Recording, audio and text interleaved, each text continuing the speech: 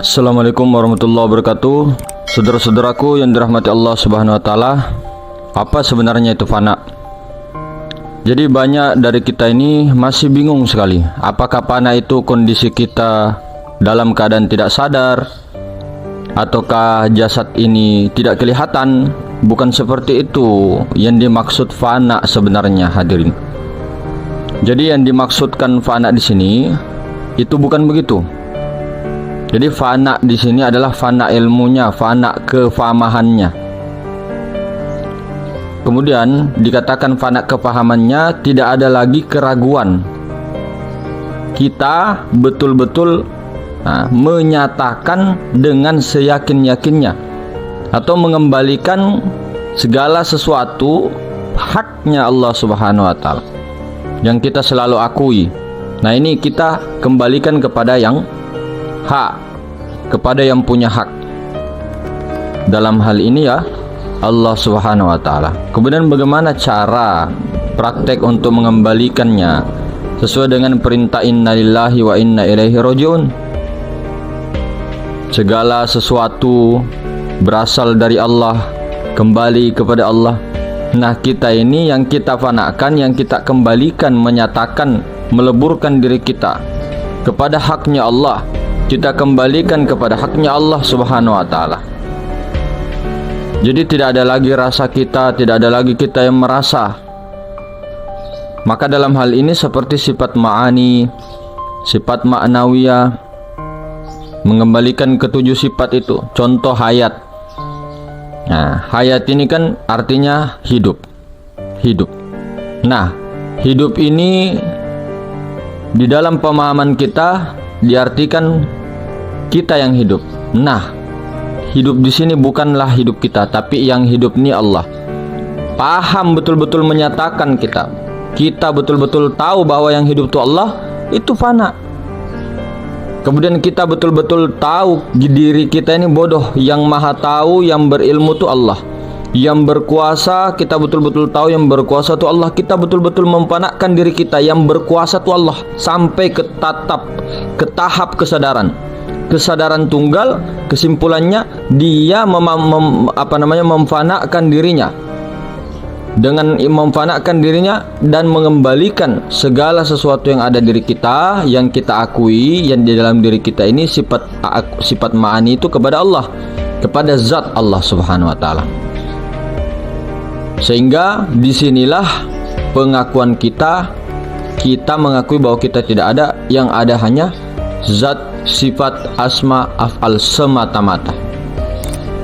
Maka disinilah kalau sudah paham, mengerti, yang paham itu Allah, melebur, kemudian sadar bahwa kita ini tidak ada, maka yang ada itu zat Allah Subhanahu wa taala dengan sifat asma dan af'al. Maka kalau ini kita tekan dengan ilmu, dengan kefahaman, maka dengan secara ini ya, kalam, inilah yang disebut fana. Jadi fana itu bukan menghilang-hilangkan tubuh kita, bukan hilang akal kita, bukan kita tidur, kita tidak ini, tidak, bukan. Fana itu betul-betul sadar, tidak ada keraguan, tidak ada goyang-goyang lagi, sehingga di dalam mindset kita itu tidak ada lagi diri kita. Yang ada betul-betul hanyalah Allah Subhanahu wa taala. Di dalam diri kita tidak ada sifat-sifat kita, yang ada hanya kudrah, iradah, ilmu, hayat, sama, basor, kalam. Ini sifat siapa? Bukan sifat kita. Kita kembalikan ini sifatnya daripada siapa? Sifat daripada zat. Zat itu apa? Zat itu diri Allah, sifat itu kelakuan Allah. Inilah yang kita kembalikan, inilah yang kita kembalikan, inilah yang tidak kita akui. Itu maksudnya mengembalikan, itu maksudnya meleburkan keakuan kita, memfanakkan diri kita kepada kefana fillah. Tuh. Maka ini yang dimaksud fana. Tapi bukan hanya dalam kategori di akal, tapi betul-betul sudah isbatul yakin. Keyakinan ini itu namanya fana. Tapi kalau masih di ilmu yakin, itu adalah tahap musyahadah. Dia tahu, dia paham, ainul yakin, dia paham, dia hakul yakin, dia paham. Tapi isbatul yakinnya itu belum. belum sempurna kamalul yakin itu. Paham tentang Allah Maha Ruang, Nur Muhammad, nyawa, paham dia tubuh, hati, nyawa, rahasia. Tapi tidak pernah untuk mengembalikannya, hanya dengan terputar di kepala, terputar di kepahaman saja. Ini pun yang kita mengatakan ini, bicarakan ini adalah teori. Tapi ketika teori ini dipraktekkan, itu dimaksudkan adalah praktek kepada diri. Itulah tadi yang dimaksud fana. Jadi jangan lagi salah paham tentang fana. Jangan lagi kita itu mencari-cari cara praktek fokus untuk menghilangkan diri kita, menghilangkan batang tubuh kita sampai hilang. Enggak begitu, bukan fana itu. Maka tanpa kita seperti itu, tidak ada pikiran, keakuan, perasaan bahwa kita di situ yang ada hanya betul-betul Allah Subhanahu wa taala. Yang ada semata-mata dan yakin dengan penuh kesadaran esanya Allah, kesadaran tunggalnya Allah, maka itu yang disebut fana. Supaya kita ini menyederhanakan, kita punya kajian, kita punya pemahaman, supaya tidak terbeleng-beleng kita punya kepala. Banyak sekali istilah-istilah di dalam ilmu-ilmu tasawuf, banyak sekali. Coba contohnya, contohnya yang lebih-lebih dijadikan Allah adalah akal. Ada lagi yang lebih dijadikan Allah adalah kolam, yang lebih dijadikan Allah adalah Nur Muhammad, yang lebih dijadikan Allah adalah kun. Nah, kalau orang paham, tidak terlalu belit-belit, beleng-beleng, kalam itu ya akal, akal itu ya kolam, kolam itu ya Nur Muhammad, Nur Muhammad itu ya kun, kun itu ya Nur Muhammad. Selesai, sudah. Mau kamu bilang akalkah yang pertama, silakan, benar aja. Kolamkah yang pertama, benar aja, silakan. Belajar bukan untuk menyalahkan orang. Ambil satu pakaian itu, ambil satu pakaian, lorong itu, keyakinan itu, baru pakai sendiri. Jangan menyalahkan orang. Maka itulah tadi, bagaimana kita itu dalam menyampaikan kaji, bagusnya dipersimpelkan mungkin. Kemudian kenapa sebenarnya ini kan tahap-tahap fana begini itu kan, kalau disebut itu begini itu kan batal. Cuma kalau dalam pelajaran betul-betul kita mengkajinya untuk belajar sama-sama, itu tidak masalah. Tapi ketika kita itu dipakai perdebatan, berdiskusi, akhirnya sambil debat, akhirnya mengeraskan hati, itu malah bukan untuk seperti itu ilmu ma'rifat.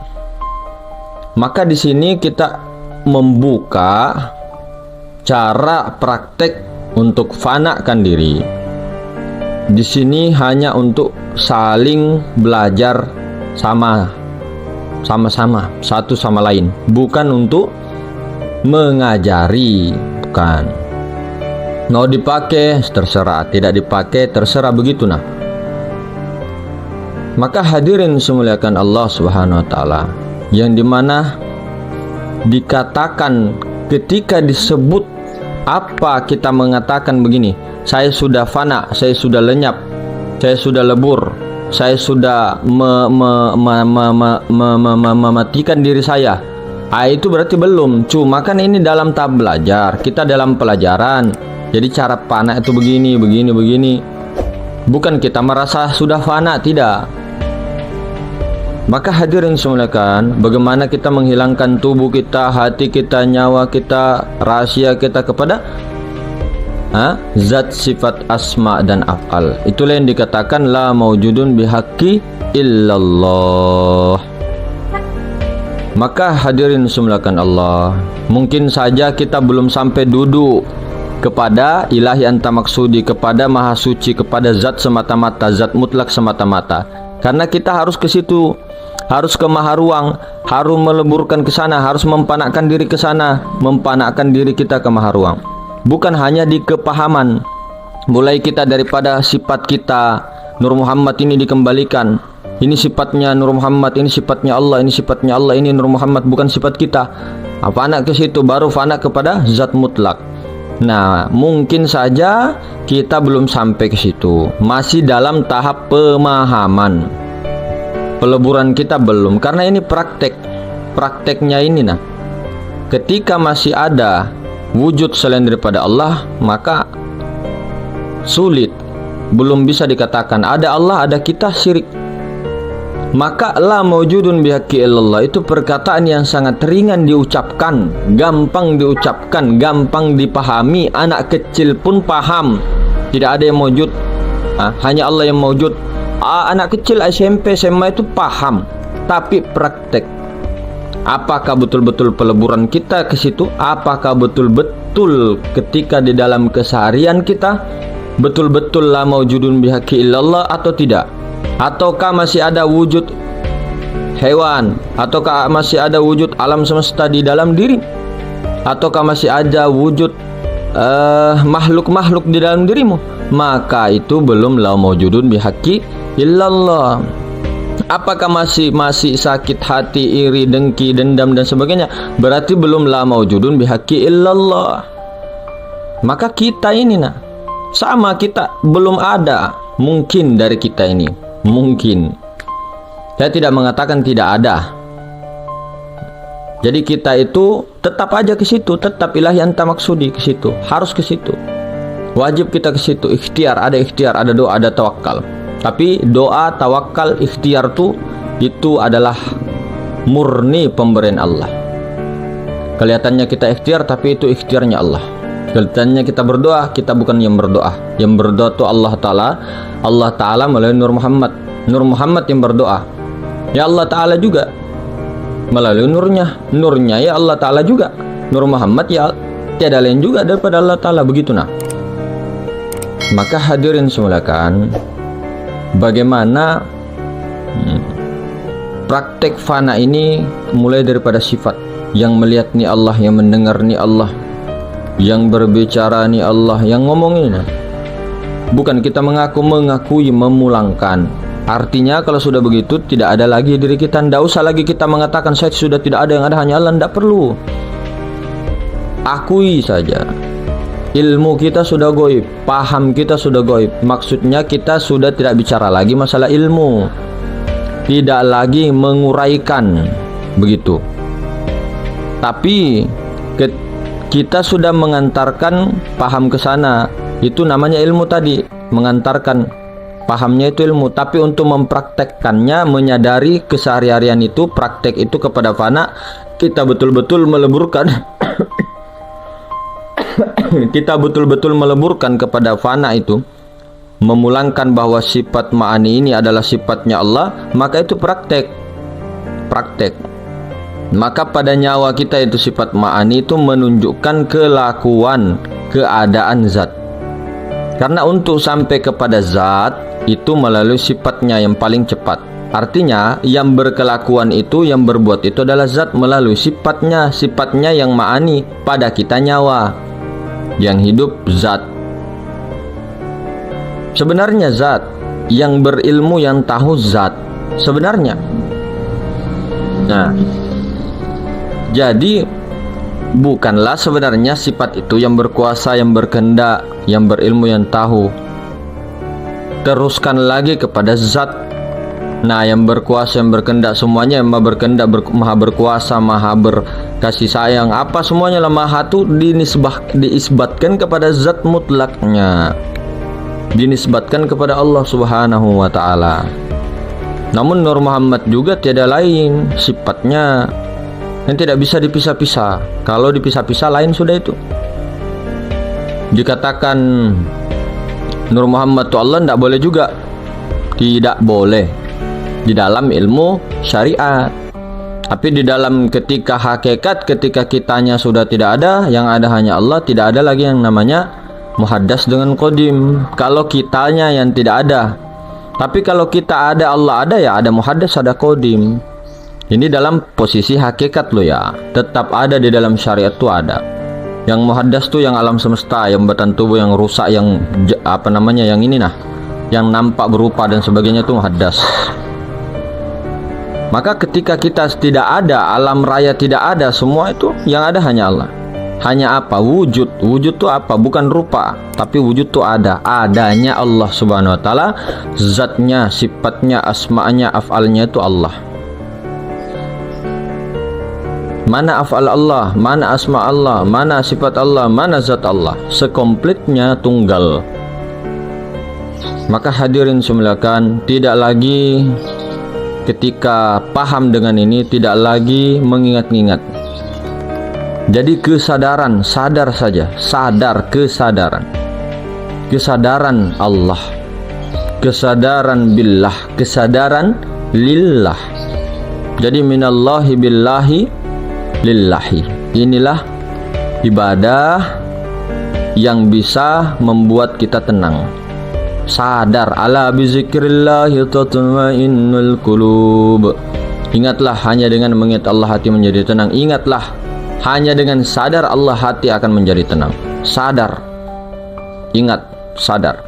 Kalau mengingat masih mengingat-ingat, bablas nanti tidak tahu. Apalagi tidak tahu ingatan yang mana yang mau diingat. Sementara ingat tuh zikir, zikir tuh ingat. Ingat tuh apa? Nah, ingat itu bukan menyebut Allah Allah saja, tapi betul-betul la sautin wala harfun, mengetahui makrifat lawan Allah, makrifat dengan Allah, makrifat akan zat Allah. Sadar betul-betul mengingat Allah.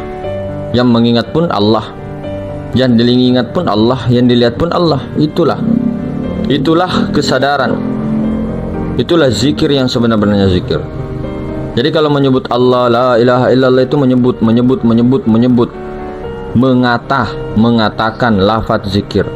Nah itu tadi. Maka tadi kembali lagi hadirin semuliakan, bagaimana kita ini menginnalillahkan, mengembalikan perkara-perkara tadi. Jadi kita tidak ada lagi. Ini dalam proses belajar. Kalau kita sebut kita tidak ada, ini yang ada hanya Allah, tidak usah disebut-sebut. Ini belajar, posisi proses belajar. Maka dalam proses melaksanakan sholat, nah kan banyak kan proses-proses itu batil. Tidak usah lagi dicari-cari ketika sedang melaksanakan mendirikan sholat. Cukup pahami, sadari. Sadari bahwa yang menyembah, yang disembah adalah Allah. Al-abidu wal ma'bud wahid. Yang menyembah, yang disembah itu tunggal. Jangan pernah ragu di situ. Jangan lagi diurai-uraikan. Jangan lagi dicari-cari. Seperti kita mengurai mengatakan bahwa ini motor warna merah. Warna merah, jelas warna merahnya di ini. Maksudnya ini warna merah atau warna biru ya? Ada orang bilang oh mungkin biru, ada orang yang bilang kuning. Nah, padahal sudah jelas-jelas merah. Maka hadirin semuliakan, yang dikatakan fana itu ya seperti itu. Ketika mengucapkan Allahu Akbar, sebelum mengangkat takbir sudah fana, sudah duduk di kesadaran, tidak ada lagi memulangkan sifatnya. Ada yang langsung memulangkan sifatnya, ada yang sudah sampai memulangkan, melebur kepada zatnya, sehingga zat itu yang menyaksikan sifatnya. Ada yang masih di dalam makom sifat, tauhidus sifat, fana fi sifat, ada sampai ke fana fi zat. Kemudian fana fi zat itulah, zat itu sendirilah yang memandang sifatnya yang berkelakuan itu. Maka hadirin semuliakan, maka betul-betul orang yang sudah paham hakikat diri sebenar-benarnya diri, sebenarnya apa lagi sih yang mau dicari? Karena dikatakan ini kan surga dunia, kenikmatan dan sebagainya. Katanya kita belajar ma'rifat, tapi kita ini selalu susah dan sebagainya.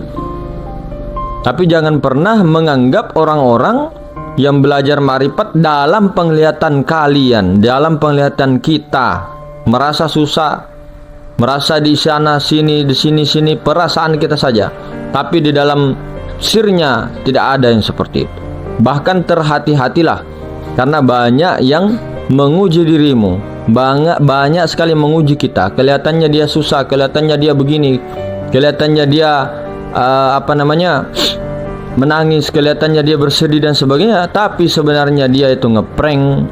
Seperti baginda Nabi SAW, seperti Sayyidina Ali, seperti Sayyidina Abu Bakar, Sayyidina Umar, Sayyidina Utsman. Semua para nabi, para rasul juga. Maksudnya ngeprank itu supaya menampakkan sisi basyariah manusianya agar bisa diikuti oleh umat.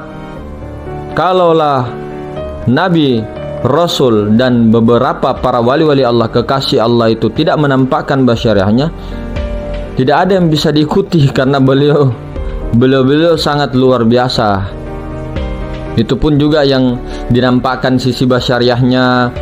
Kadang bekerja, kadang berdagang, kadang dia tidur, kadang ini. Sebenarnya mereka tanpa itu semua pun bisa. Wali-walinya Allah, kekasih-kekasihnya Allah, nabi-nabi, para rasulnya. Cuma tidak indah dunia. Begitu nah. Perlu pakaian dia dan sebagainya. Jadi tidak lagi terkesan, tidak lagi kita berprasangka kepada orang-orang. Oh itu susah, oh itu begini. Oh tidak mungkin, belum tentu. Cerminan dulu dirimu, susahkah atau tidak kamu dirimu.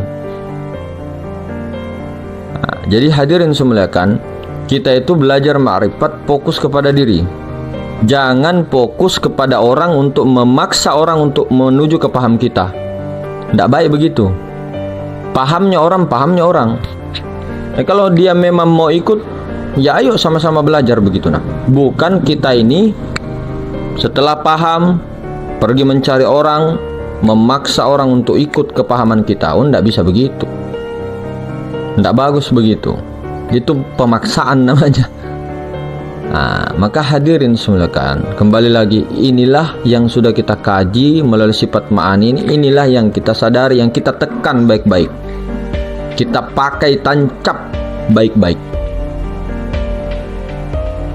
Iyakah? Iyakah tidak? Jadi memang luar biasa pelik sulitnya orang-orang yang tidak mau membuang sementara akal rasional hewannya untuk menuju kepada praktek. Oke, kalau dalam kepahaman agama itu akaliyah, berakal, logika ilmiah masuk, betul sekali. Islam tuh masuk, iman tuh masuk dalam masuk. Tapi ketika prakteknya tidak bisa. Karena kalau masih ada ini, si akal ini yang dikendalikan oleh akal jasmania, ruhania, nurania, tidak bisa. Harus akal robbania yang dikendalikan oleh kesadaran. Akal itu harus mendiamkan akal, pikiran, perasaan, bukan mematikan, bukan membunuh akal, tapi mendiamkan. Pakailah kesadaran, sadarlah, itu namanya fana. Kalau kita menyadari yang sholat itu bukan aku, bukan kita, dan paham betul-betul menyatakan seperti itu namanya fana. Yang sholat ini bukan aku, tapi tidak diucap ya, betul dalam cara mengatakannya saja, ini dalam bahasa saja. Karena ini kalau diucapkan batal. Ini dalam belajar. Jadi kalau dia perasaannya, maksudnya kesadarannya seperti itu, menyatakan seperti itu, itulah yang maksud daripada fana. Lebur dirinya, karam dirinya, hancur dirinya, terbakar dirinya. Yang kesadarannya itu betul-betul menyatakan yang ada itu hanya Allah, yang menyembah, yang disembah hanyalah Allah, tiada lainnya jua. Itu namanya fana. Astaghfirullahaladzim. Bukan menghilang. Itulah fana, saudara-saudaraku. Sedangkan yang disebut baqo apa? Baqo itu kan berkekalan. Arti berkekalan itu tidak pernah lepas. Kesadaran itu tadi. Apa sih yang dimaksud tidak pernah lepas berkekalan tadi? Jadi fana kita tadi itu, apabila kita kesadaran setiap saat, setiap waktu, setiap menit, 24 jam sadar Allah lillah, hanya Allah Ta'ala saja, tidak pernah lupa, itu namanya baqo billah. Jadi kesadaran kita betul-betul tidak pernah lepas setiap saat, inilah yang disebut baqo. Itu saudara-saudara. Maka yang dikatakan fana itu awal baqo, awal ke baqo. Tidak mungkin bako kalau tidak melalui sistem fana tadi, kesadaran tadi. Tidak mungkin. Kenyataannya memang begitu, tidak ada tuh. Kenyataannya kita apa? Lepas terus. Ke pasar lepas terus. Di tengah pasar lepas terus. Tidak perlu mengingat, tapi sadari. Di tengah pasar tuh sadari. Pegang satu pakaian saja, jangan terlalu banyak. Tidak bisa untuk kebako nantinya. Tidak bisa untuk fana berulang-ulang tuh, tidak bisa. Kalau kita terlalu banyak pakaian di dalam praktek itu. Ini contoh, kalau mau diikuti. Satu pakaian saja. Mau pakai sifat ma'ani, pakai itu. Mau pakai fana fizat, pakai itu. Mau pakai pakaian apapun itu, pakai itu. Tubadil itu satu, ambil satu pakaian itu.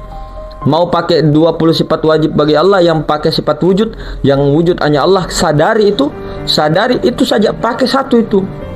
Sampai betul-betul fana berulang-ulang terus. Nah, itu situasi apapunkah, suasana apapun, daripada kita terlalu banyak ilmu, kepahaman mana yang mau dipakai pun setengah-setengah, belum juga mempraktekkan, pindah lagi, diamalkan lagi, belum lagi dianukan, praktekkan, diamalkan lagi, belum lagi, ya Allah ya Karim, belum lagi bertahan, baru aja 30 detik fana, datang lagi amalan lain, diamalkan lagi pakaian itu. Ya Allah ya Karim, bukan melarang, tapi apa?